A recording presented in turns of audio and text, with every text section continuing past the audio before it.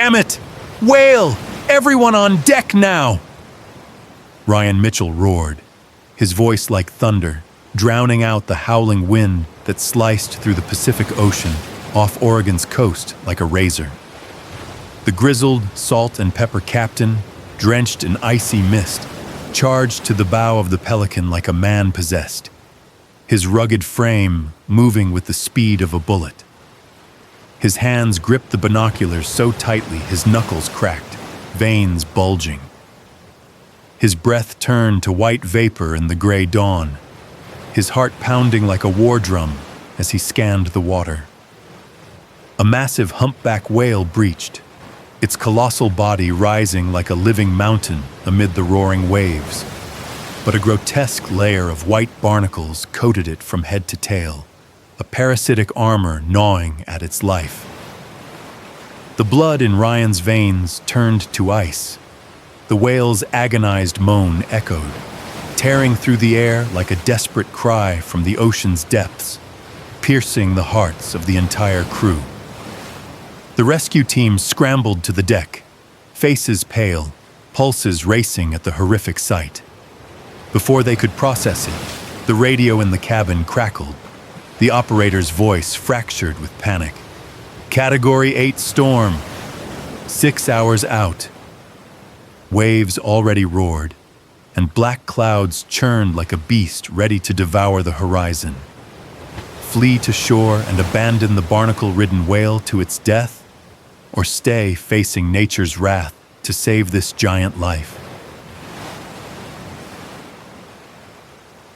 The Pelican's deck shuddered under the brutal waves, but Ryan's 6-person crew stood firm, despite the 41 degrees Fahrenheit cold seeping through their heavy gear, numbing their hands and feet. Sarah Thompson, the marine biologist, her hair tied tightly under a wool cap, rushed to the railing, squinting through the fog at the whale. "Barnacles! Too many!" she gasped, her voice trembling with horror. "They're causing infection, weakening it. If we don't act now, it won't survive the day." Jake Carter, a seasoned diver with scars that told tales of the sea, tightened his dive harness, his breath steaming like smoke. "We've got to get in the water," he said, his voice low but resolute. Emily Nguyen, the dedicated veterinarian, clutched a heart monitor, her hands shaking not just from the cold, but from the crushing pressure. Lucas Reed and Mia Alvarez, the team's newest members, their eyes wide with panic but burning with resolve, fought to stay steady despite the cold, making them shiver. What was supposed to be a routine patrol had turned into a life-or-death battle sparked by the whale's cries. Ryan, still at the bow, turned to face his team, his gaze cutting through the fog like a blade. "Gear up! Dive suits, utility knives, antibacterial solution! We're going in now!" Jake and Lucas plunged into the sea, the freezing water hitting like thousands of needles through their suits, forcing them to grit their teeth.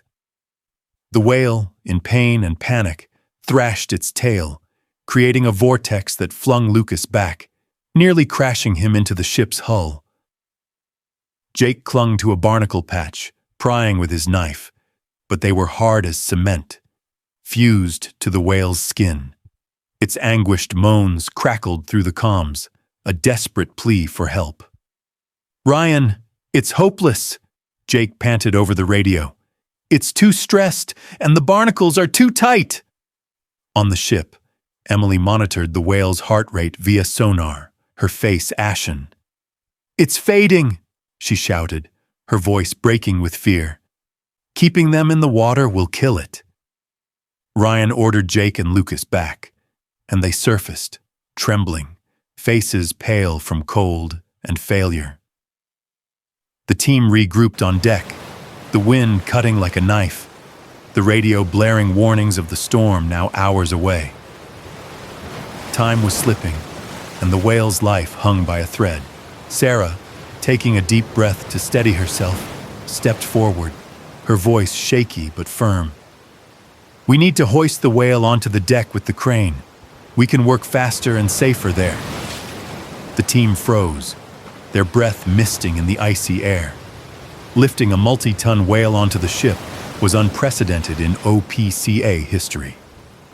Lucas, teeth chattering, stammered, "Can the ship handle it? How do we keep it alive up here?" Emily checking sonar data, her voice urgent. "Its heart rate's critical. If we do nothing, we lose it today." Ryan stared at the sea, where fog blended with menacing black clouds, waves rising like walls of water. Abandoning the whale was unthinkable, not after what he'd seen on these waters. "We'll make it work," he said, his voice a commanding rumble. "Prep the nets, crane, and misting system. We lift it, work fast, and release it before the storm hits." The team sprang into action, ignoring the cold that stiffened their joints and numbed their fingers. Jake and Lucas dove back in, carefully wrapping the whale in specialized netting. The creature seemed to sense salvation, thrashing less, though its low moans still tore at their hearts, a relentless plea. They worked frantically, hands shaking, breaths labored. After an hour of struggle, the net was secure. Ryan signaled, and the crane roared, cables straining as if they'd snap. In the icy fog, the massive whale rose from the water, its shimmering body like a miracle emerging from the dark, leaving the team breathless. As the whale settled on the deck, the Pelican shuddered but held. The team cheered, but the joy vanished instantly. Emily and Mia rushed to set up a misting system, creating a fine spray to keep the whale moist. Sarah and Jake began scraping barnacles, white chunks falling to the deck, revealing bloody sores on the whale's skin. Ryan stood watch, eyes glued to his watch, ear on the radio for storm updates, his voice barking orders. "Move, we're out of time!" The work was relentless. Sarah wielded her knife with laser focus, her breath steaming, eyes watering from the cold. Jake cleaned sores with antibacterial solution, his trembling hands steady as if tending a child. Emily tracked the heart rate, her voice a beacon in the cold. "It's holding on, but we need to go faster." Lucas and Mia, despite their inexperience, worked tirelessly, hauling tools and keeping the deck clear to prevent slips, sweat mixing with the icy mist on their brows. After 3 hours, the cold and time pressure began to wear them down. Sarah collapsed, her hands shaking from exhaustion, blood from a small cut on her hand dripping to the deck. Ryan pulled her up, his voice warm but firm. "Just a bit more, Sarah. We're doing this for it." Jake, fingers numb, kept scraping with astonishing grit, sweat freezing on his forehead. Lucas and Mia, legs aching, shuttled tools and wiped blood from the deck, their eyes blazing with unyielding resolve. Ryan saw the team nearing their limit. The radio warned the storm was 3 hours out, waves now slamming the ship like they wanted to capsize it. He stepped to the center of the deck, his voice rising above the wind. "Look at this whale. It's fighting to live, and we're its only hope. Dig deep for it, for all of us." His words ignited the team like a flame. They gritted their teeth, pouring every ounce of strength. Sarah, hands trembling, kept scraping, blood from her cut mixing with the deck. Jake, sweat frozen on his face, cleaned sores with a father's care. Emily, eyes blurred from focus, reported heart rates without faltering. Lucas and Mia, exhausted, kept moving like true warriors, ensuring everything was ready. After 5 hours, as the faint light of a winter afternoon pierced the fog, the final barnacle was removed.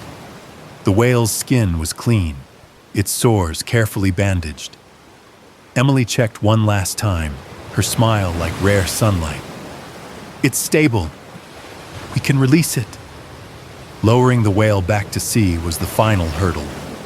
The crane roared, easing the giant into the water amid howling wind and crashing waves. The team held their breath as the whale lay still in the net, regaining strength. When the net was released, it surged upward, sending a towering spray glittering like a thank you before diving into the ocean.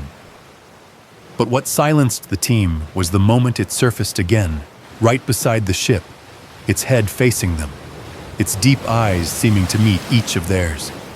Its call rang out, no longer pained but vibrant. A song linking humanity and the sea, a promise of eternal connection. Then it dove, vanishing into the fog, leaving the team frozen on deck, tears glistening on weary faces. Ryan embraced each member, his voice choked. We didn't just save a whale. We built a bridge between humanity and the ocean. They knew that moment, when the whale's soulful eyes met theirs, was a reminder they weren't just guardians, but part of the sea, tied to these giants by an invisible, unbreakable thread. They raced to port, the storm's first waves roaring, battering the Pelican as if to swallow it, but they docked as darkness fell. Exhausted but elated, the team knew they'd achieved a miracle.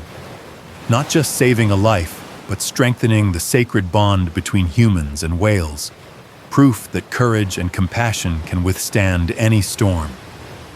The Pelican's story spread across Oregon, igniting a passion for ocean conservation in thousands. Ryan and his team sailed on, carrying the belief that every effort, even in brutal cold, tightens the bond between humans and whales, a connection as vast and eternal as the ocean itself.